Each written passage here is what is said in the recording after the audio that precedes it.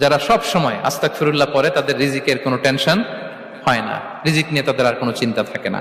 আল্লাহ নবী নূহ আলাইহিস সালাম যিনি ওনার জাতিগোষ্ঠীকে বলেছিলেন ফাকুলতু আস্তাগফিরু রাব্বাকুম ইন্নাহু কানা গাফফারা, তোমরা বেশি বেশি ইস্তিগফার পড়ো, তিনি ক্ষমাশীল। ইস্তিগফার করলে কি হবে? ইউরসিলিস সামাআ আলাইকুম মিদরারা, রহমতের বৃষ্টি বর্ষণ হবে, তোমাদের জমিগুলো উর্বর হবে। ওয়া ইউমদিদুকুম বিআমওয়ালি ওয়া বানিন, আল্লাহ তাআলা তোমাদেরকে সম্পদে বারাকা দিবেন, সন্তানে বারাকা দিবেন। ওয়া ইয়াজআল লাকুম জান্নাতিন ওয়া ইয়াজআল লাকুম আনহারা, তোমাদের ফসল ক্ষেতগুলো সবুজ শ্যামল হয়ে ভরপুর হবে, তোমাদের রিজিকে বারাকা নেমে আসবে।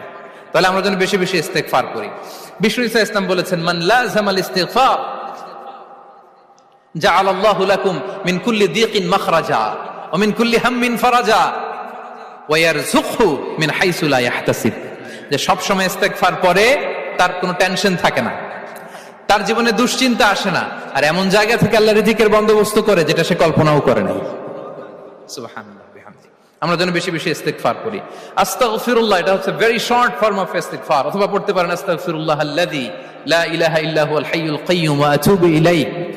সাইয়্যিদুল ইস্তিগফার মুখস্থ আছে না আমাদের? এটা যেন বেশি বেশি পড়ি। ইয়াকিনের সাথে যে সাইয়্যিদুল ইস্তিগফার পড়বে, যেই দিন পড়বে ওই দিন যদি মৃত্যু হয় সে জান্নাতি। কোন রাতে মুকিনান